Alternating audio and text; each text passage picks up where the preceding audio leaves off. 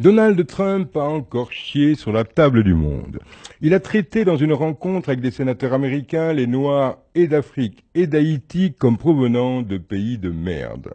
Nous sommes partagés entre l'indignation et l'indifférence, car ce connard de président sait très bien ce qu'il fait, ce qu'il dit, ne reculant devant aucune muflerie pour que les commentaires que ses vomissures provoquent nous éloignent des casseroles qui lui collent au cul, comme ses prétendus sextapes avec des putes russes, ses éventuels liens avec la mafia russe, et qui vont, nous l'espérons, bientôt lui péter à la gueule.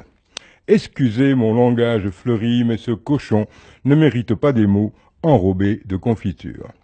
Je préfère, pour relativiser ma grande indignation face aux propos insupportables de ce mufle, exiger une autre appréciation des hommes qui nous gouvernent, une autre réflexion positive des mots blessants de ce clown de Mr. Trump en s'appropriant l'étude pointue du professeur Ablegé Hadjé de l'université de Facedown et en évitant que l'on se pose la vraie question.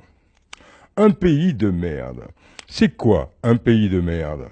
Serait-ce un pays où l'espérance de vie est en dessous de 45 ans parce que le système de santé est un vaste mouroir ? Un pays où l'insalubrité est une vertu et la salubrité déficience ?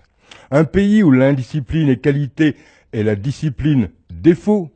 Un pays où la corruption est érigée en valeur régissant la gestion du bien public et où les études ne servent à rien sinon qu'à devenir chômeur ?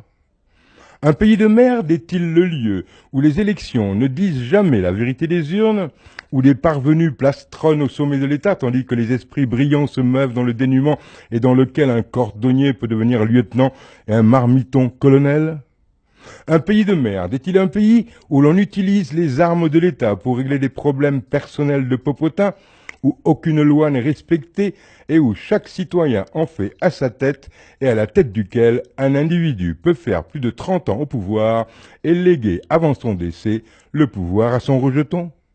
Un pays de merde est-il un pays où évoquer le salaire du président, l'origine de sa fortune et son état de santé est un crime de lèse-majesté, où la télévision nationale est apologiste du parti au pouvoir et sert aux populations à longueur de journée des telenovelas et des émissions de divertissement ?